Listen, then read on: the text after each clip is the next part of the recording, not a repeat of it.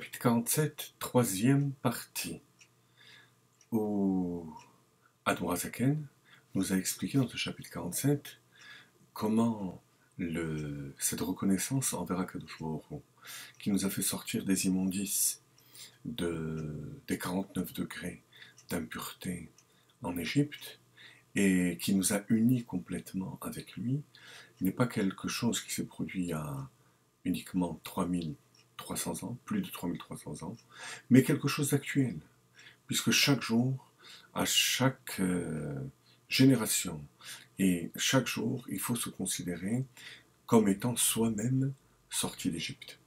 Et cette reconnaissance est infinie, parce que Akadosh Baruch Hu nous a donné ce pouvoir de nous unir à lui en tant que Yerusha, un héritage, comme un héritier qui n'a rien à faire pour hériter, si ce n'est d'exister.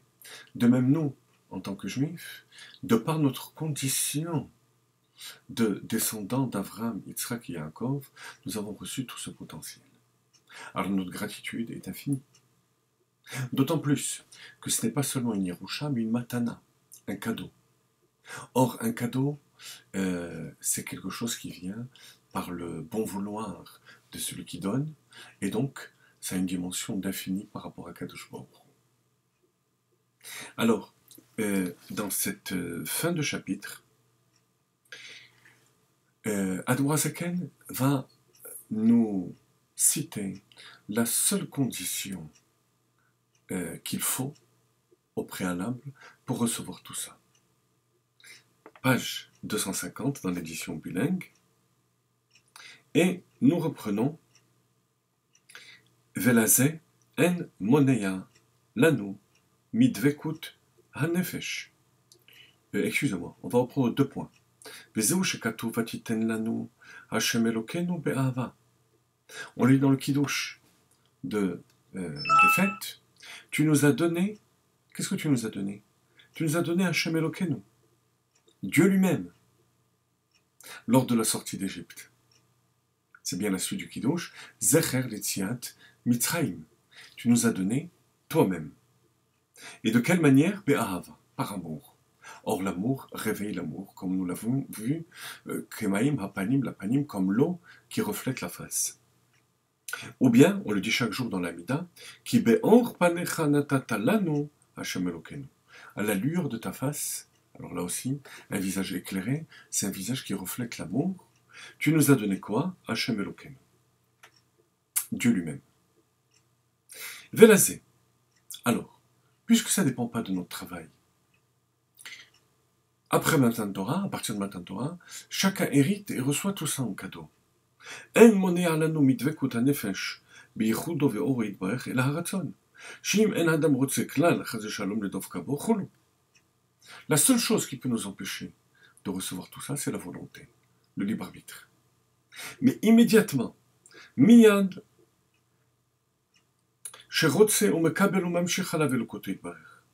Immédiatement, donc sans aucun travail particulier, sherotze, où il désire, umekabel, il accepte, umamshich alav elokoto yitbarech, et qu'il amène sur lui sa divinité, en disant Hashem Elokenu Hashem Echad, le schéma, comme on l'a vu dans ce chapitre, donc qui s'annule à cette unité d'Akadosh Baruch Hu, Haremimela nichlelet nafsho beichoto yitbarech, deruach haite ruach ve'amshir ruach, vibrinat yetziat Mitzrayim.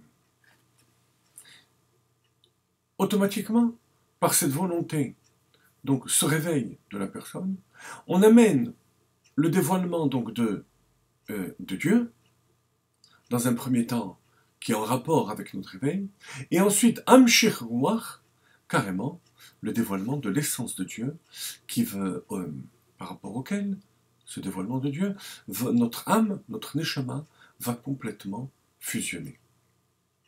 Maintenant, on comprend la relation entre Yetziat Mitzrayim et le schéma.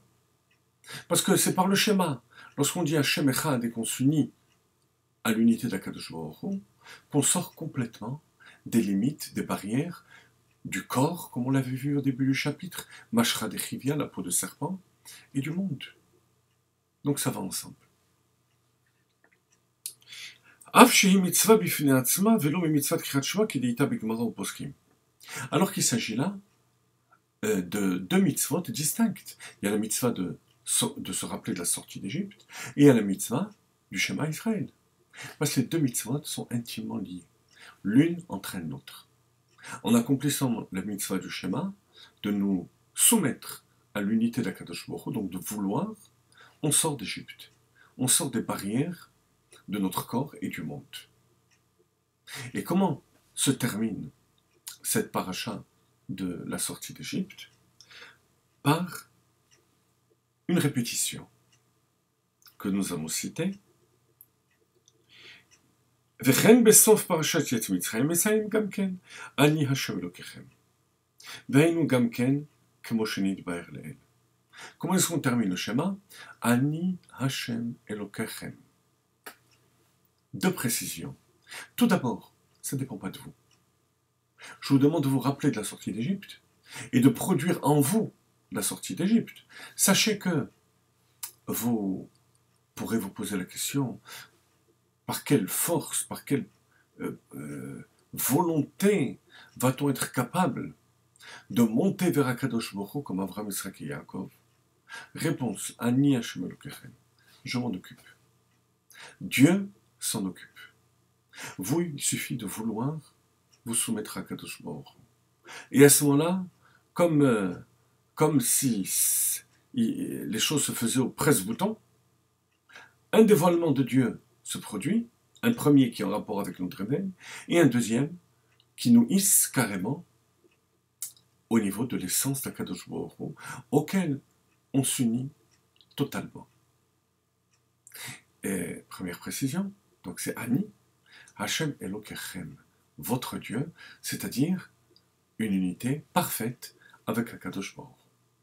Voilà, chers amis, de quelle manière il faut se préparer à la fête de Pessah, qui est le renouvellement de cette Yetziat Mitzrayim, de notre sortie d'Égypte, et qui va se propager durant toute l'année, puisque vous savez, vous connaissez le minhag Chabad, la coutume, de ne pas dire à la fin du Seder, Chassal Sidur Pesach, qu'on a fini